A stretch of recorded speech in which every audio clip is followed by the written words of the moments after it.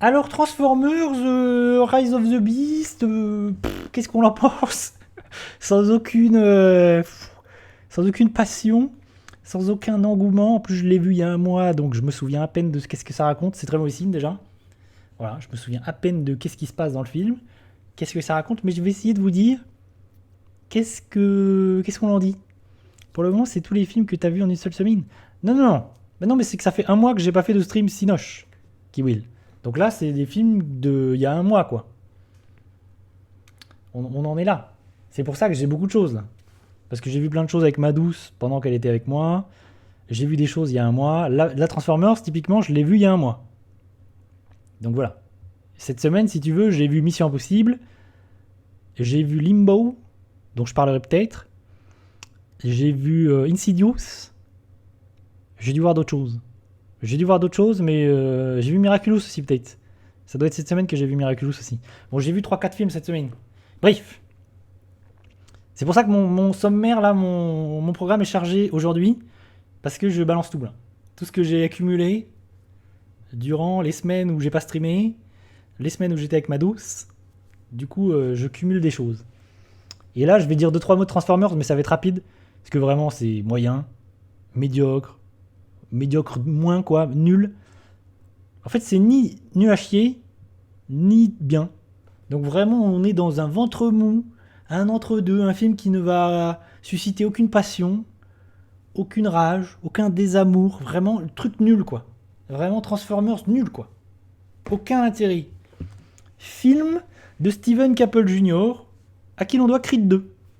Le moins bon Creed de la trilogie, là, donc déjà ça en dit long. Film qui arrive. C'est le septième. Septième film de la saga Transformers. Faut quand même se rendre compte. C'est le septième putain de film de la saga Transformers. Savoir que c'est une saga, il y a certains épisodes qui ont fait le milliard au box-office. C'est quand même énorme. Transformers, à une époque, c'était énorme. C'est plus le cas du tout aujourd'hui. Savoir encore une fois que ce film a coûté 200 millions. Ce film a coûté 200 millions. Je pense que c'est un échec au box-office et qu'il n'est pas du tout rentable. C'est énorme, 200 millions. Vraiment, surtout quand tu vois la qualité du film, tu te dis my godness. Encore une fois, il est passé où l'argent? Pourquoi vous mettez 200 millions dans une saga aussi pourrie?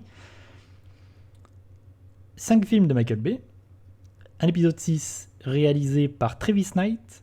Bumblebee, qui est une sorte de spin-off. Et qui, Travis Knight, c'est intéressant parce que c'était réalisateur de Kubo, film d'animation du studio Laika, film en stop motion. Et Kubo, c'est très cool. Et Travis Knight, il est plutôt compétent. J'ai vu Bumblebee, j'en ai pas beaucoup de souvenirs. Mais j'avais trouvé ça sympathique, Bumblebee. J'ai souvenir que c'était un peu E.T. Je crois que le scénario, c'est un peu E.T. C'était pas nul, c'était un peu sympathique. Enfin bref. Et là, encore un nouvel épisode qui est une sorte en plus de préquel à toute la saga de Michael Bay, parce que c'est des films qui se passent dans les années 80, que ce soit Bumblebee ou ce Transformers, Rise of the Beast. Donc toute cette saga est un peu part un peu dans tous les sens. Le problème, premier problème de ce film déjà, c'est qu'il est où mon Michael Bay? Premier souci c'est ça. Ok, on peut dire ce qu'on veut de Michael Bay. Les films Transformers c'est un peu bon, moins bon, c'est un peu n'importe quoi. Mais le mec sait faire de l'action. Le mec sait filmer de l'action, sait faire des trucs spectaculaires. Le mec réfléchit la mise en scène. Le mec sait utiliser des effets spéciaux. Il se passe quelque chose quoi. Quand c'est Michael Bay qui fait de l'action, putain, il se passe quelque chose. Revoyez le premier Transformers, les effets spéciaux déjà ils sont maboulissimes. Et les mises en scène des robots, le sound design des robots, des Transformers, c'est une dinguerie. C'est une folie. Et c'est 1000 fois mieux, c'est ça qui est fou. C'est que c'est 1000 fois mieux visuellement les effets numériques que ce film de 2023. Qu'est-ce qui s'est passé en 15 ans là? Qu'est-ce qui s'est passé? Même plus? C'est quelle année le premier Transformers? Je sais plus. Bref, 10-15 ans. C'est quand même terrible. Moi, c'est quand même terrible de se dire ça. Michael Bay, il me manque là sur Transformers. Alors que les derniers Transformers, c'est compliqué. Je sais plus, The Last Night là. Enfin, le dernier Transformers de Michael Bay, c'était quelque chose. C'était fifou. Mais on peut pas nier que vraiment, les effets spéciaux des 2 premiers, des 3 premiers, c'est dingo. Ça n'a pas vieilli, c'est hallucinant, la mise en scène elle est maboule, il se passe des choses, tu sens qu'il a réfléchi l'échelle avec les personnages humains, les robots, enfin bref, il y a des moments de mise en scène, des moments de scène d'action qui sont fous. Et c'est ça qui l'intéresse Michael Bay, c'est faire péter des trucs, mettre en scène des gros robots, qui cassent des machins et qui se battent entre eux. Là on a kiffé. Là où moi j'ai un problème avec ce Transformers, c'est qu'on n'a plus ça. Vraiment la mise en scène on se fait chier, les scènes d'action on se fait chier, les effets spéciaux c'est bif bof, voire c'est horrible à certains moments. Les designs, on se fait chier. En plus, ces derniers films Transformers, on essaie de revenir à des designs plus proches des jouets de base. Bumblebee et celui-là. Donc on n'a plus la folie visuelle de ce qu'était Transformers à l'époque. Vraiment, on n'a plus ces robots. Vraiment, je trouve ça dommage. Et on se rapproche plus des jouets de base et de ce à quoi ressemblent les Transformers de base. Et là, dans ce film, on a des nouveaux Transformers qui sont des Maximals, je crois. J'y connais pas grand-chose. Dans le lore Transformers. Mais les Maximals, c'est des Transformers qui ressemblent à des animaux. Qui sont un peu moches d'ailleurs. Et du coup, c'est ça un peu la nouveauté du film. Et c'est toujours la même histoire. C'est-à-dire qu'on a un jeune homme ou une jeune fille dans Bumblebee qui tombe par hasard sur un Transformers. Et du coup, il est embarqué dans cette histoire de Transformers contre les Decepticons. Les Decepticons contre les... Je sais plus quels sont les... Bref, contre les Maximals, contre les machins. Et voilà, lui, il est perdu au milieu de tout ça. Il va essayer d'aider les Transformers à se battre, à peut-être rentrer chez eux. On sait pas. Voilà quoi. Et on apprend toujours qu'ils sont là depuis des années sur Terre, et qu'ils sont cachés, et patati, et patata. Je vous spoil. À la fin, il y a une scène post-générique qui essaie de nous faire croire qu'il va y avoir un monde partagé, un univers partagé. Alors ça, c'est... Ils ont 1000 ans de retard, mais chez Hasbro, on essaie de faire un univers partagé avec Transformers et G.I. Joe. C'était une scène post-générique où on te dit, tac, G.I. Joe, est-ce que tu serais, voilà, est-ce que tu viendrais pas dans notre équipe, faire un Avengers avec des Transformers, des G.I. Joe, nanani, un multivers, enfin un univers partagé Hasbro, les jouets Hasbro. Qu'est-ce qui se passe? C'est vraiment le dernier espoir de Hasbro pour vendre des jouets. Enfin, je pense que le film est un échec total, donc ça n'existera jamais. Mais tu te dis, ah, ok, ils en sont là vraiment de... Vraiment, ils essaient quand même de... Voilà, ils ont plus grand chose à foutre de cette licence. Voilà quoi, ils tentent vraiment ce qu'ils peuvent. Et c'est quand même bien. Il y a un truc qu'il faut dire. Il y a un truc. Je parlais du Star Talent. J'ai parlé du Star Talent sur Élémentaire. J'en ai parlé sur je sais plus quoi. Dans quoi d'autre j'en ai parlé? Bon, je sais plus. J'en ai parlé dans d'autres trucs. Et dans Spider-Man.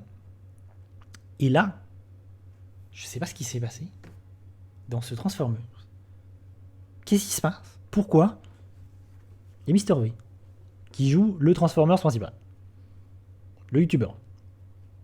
Ok? Il y a Ophélie Winter. Ok? Il y a Dorothée. Ok? Pourquoi? Me direz-vous, je n'ai aucune idée. Je sais pas qui, en voyant sur l'affiche Ophélie Winter ou Dorothée, va se dire putain, je vais voir Transformers.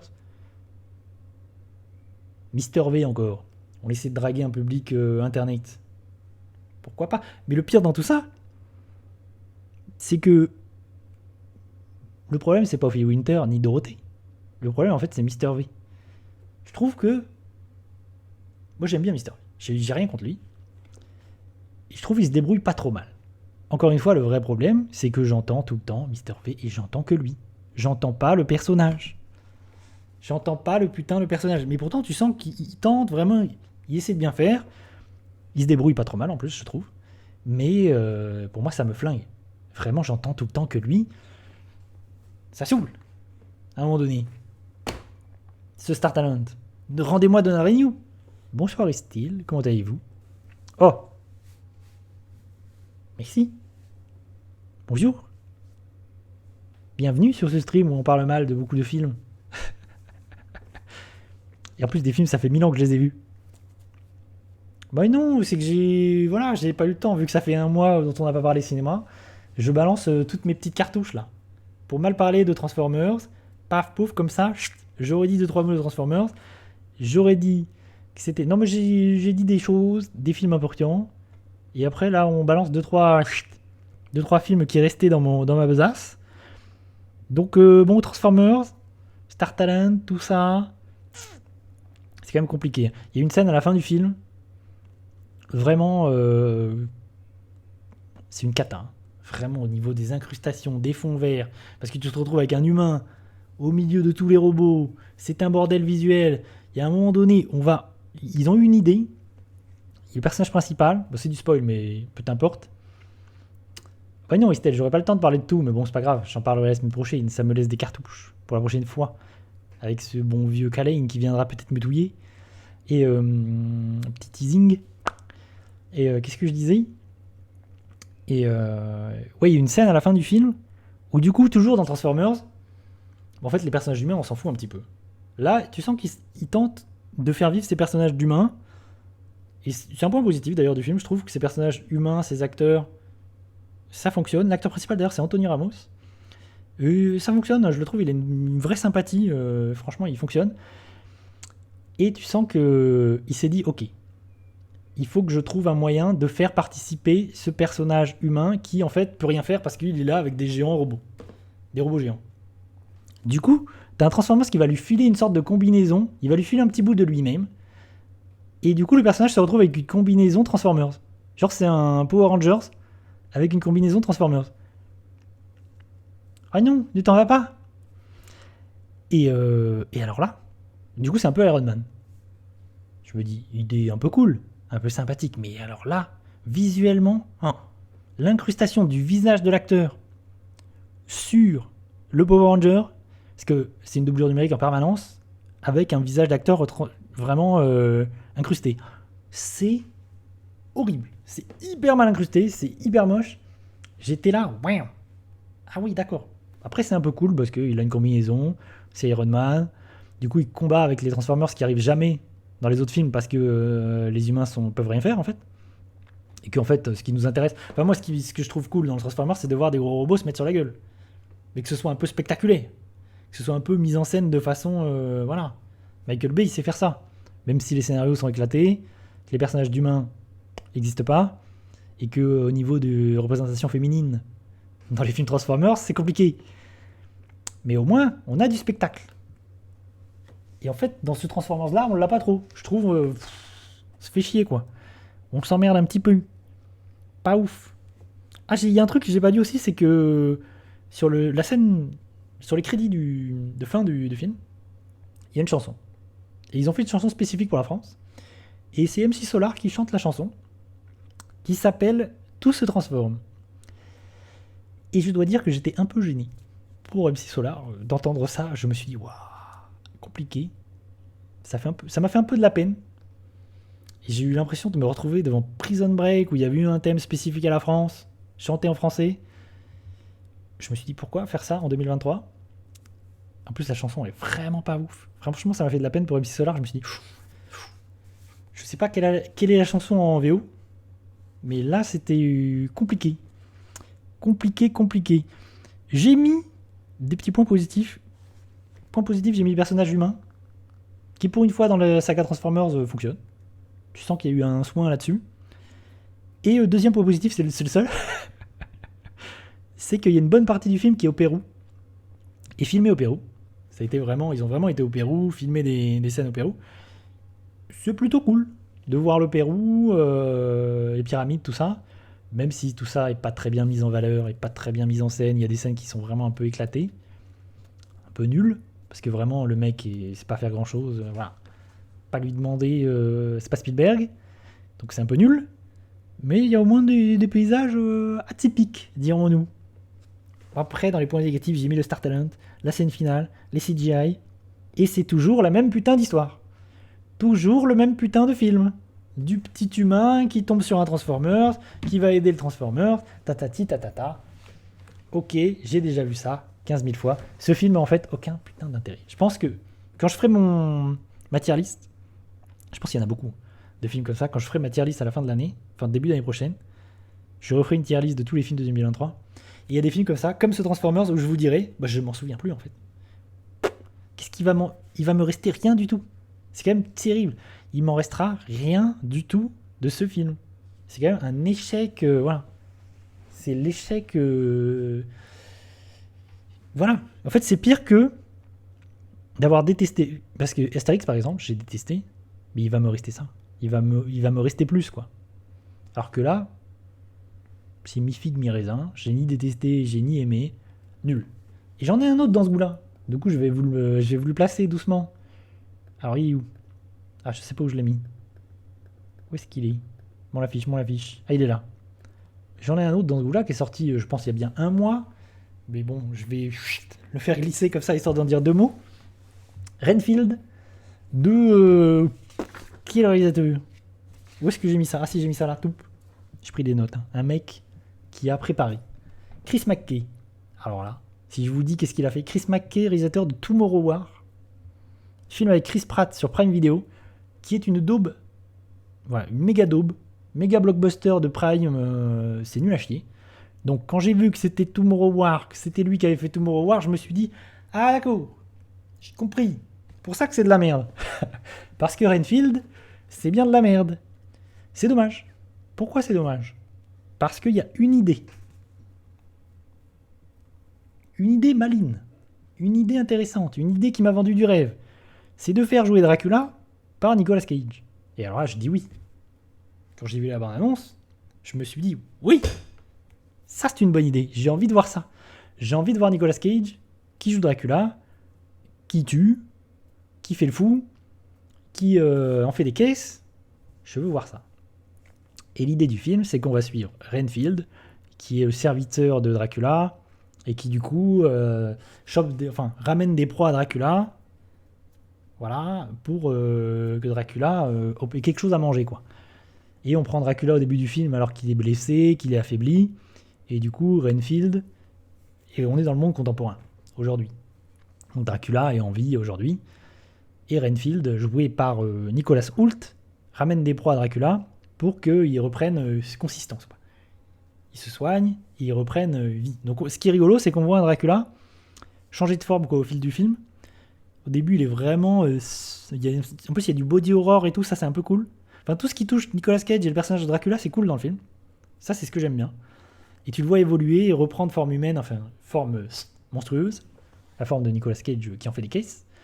Et tout ça est plutôt cool. Après, une fois que ça c'est dit, le reste est nul à chier. Déjà, moi je voulais un film sur Dracula et son serviteur. C'est pas ça le film. C'est pas ce que va raconter Renfield. En fait, le film nous raconte l'histoire de Renfield, qui veut s'émanciper de Dracula, parce que tout ceci est une relation... Voilà, il a une relation toxique avec son supérieur, quoi, son boss, parce que c'est un peu son boss. Et c'est une comédie romantique. Il va rencontrer une meuf, Aquafina, l'actrice, qui on a vu dans Shang-Chi, qui joue à peu près le même rôle dans Shang-Chi, hein, vraiment, ce personnage un peu, elle est rigolote, amusante, un peu décalée, voilà, il tombe amoureux d'elle, petite comédie romantique, petite romance. Qu'est-ce qu'on s'en met? Qu'est-ce qu'on en a rien à foutre de cette comédie romantique là? Cette romance, c'est de la merde. Renfield, c'est nul à chier. Du coup, c'est de la merde. Il y a des scènes d'action qui sont toutes nulles à chier, mais le film, tu sais pas pourquoi, est hyper violent, hyper gore. Il y a des bras qui se font éclater, enfin des bras qui sont arrachés. Franchement, c'est gore rigolo, quoi. Mais c'est pareil, les scènes d'action, il en fait rien du tout.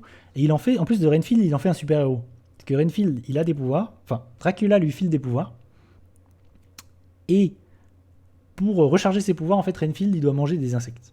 Du coup, c'est une sorte de... Voilà. Il a des super-pouvoirs, quoi. Du coup, il a une super force, super vite et tout. Du coup, il explose les gens. Et on fait des scènes d'action avec ça. Et Dracula, à un moment donné, il va donner ce même pouvoir à d'autres personnes. Donc, il va se battre contre des gens qui ont le même pouvoir que lui. La base de tous les films de super-héros. J'en peux plus, moi, de cette idée que le super-héros va affronter quelqu'un qui lui ressemble. Et du coup, ils ont les mêmes pouvoirs. Et du coup, il affronte son double. C'est nul à chier. On l'a vu 15 000 fois. Enfin bref. Renfield, c'est éclaté. Et c'est dommage. Parce que cette idée de Renfield s'intéresser aux serviteurs de Dracula, avoir Nicolas Cage, que du coup on voit très peu dans le film, ça c'est la vraie déception pour moi parce que tout était vendu autour de lui, on le voit très peu, au début et à la fin, ça tourne pas du tout autour de lui, c'est pas lui le perso principal, c'est Renfield qui est un personnage nul, joué par Nicolas Hoult, qui est un acteur que je trouve très fade et pas très intéressant, qui tombe amoureux, qui affronte Dracula. Franchement, c'est inintéressant, c'est dommage, parce qu'il y avait un potentiel de faire un truc rigolo. Vraiment, il y avait le potentiel de faire un truc rigolo, quoi. Vraiment, d'aller à fond dans le délire, Dracula. Vraiment, il y avait quelque chose à faire, de traiter Dracula aujourd'hui, de traiter ce personnage. C'est hyper décevant, quoi. C'est hyper décevant, et il y aurait pu... Je me suis fait la même réflexion que sur Crazy Bear, l'ours fou, là, l'ours drogué. Ce film. Je me souviens de ce film d'un coup, là. C'est que, en fait, pareil, je trouve que le film de Crazy Bear... Comment s'appelle le film? Cocaine Bear, je crois. La version, la VO. Cocaine Bear, je crois. Et ça aurait pu être une comédie dingue. Comédie folle, absurde, burlesque. Si ça avait été un peu fou, ça aurait été dingue. Bah, le film est éclaté, quoi. C'est la même chose. Là, c'est pareil. S'ils avaient eu un peu des idées, s'ils avaient été un peu dingues, un peu fous, malheureusement, non. Je trouve que... malheureusement, je sais pas combien j'ai mis au film, mais j'ai dû mettre 1, quoi. Ouais, j'ai mis 1. 1 sur 5. Et Crazy Bear, je sais pas. Combien j'ai mis à Cocaine Bear? Je pense que j'ai mis kiff-kiff. Hein. J'ai dû mettre 1 aussi. Hein. Je pense qu'on est sur du kiff-kiff, là. Ah, c'est quand même terrible, ces films. Ouais, c'est ça, j'ai mis 1. Bah voilà. Merci. Merci à France. Merci. Voilà, du coup, Transformers, Renfield, je les ai mis dans le même package. On est sur des films que je vais oublier, franchement. L'année prochaine, je les aurai oubliés. C'est nul. Ça n'a pas beaucoup d'intérêt. Je déconseille vivement. Merci, au revoir, à plus.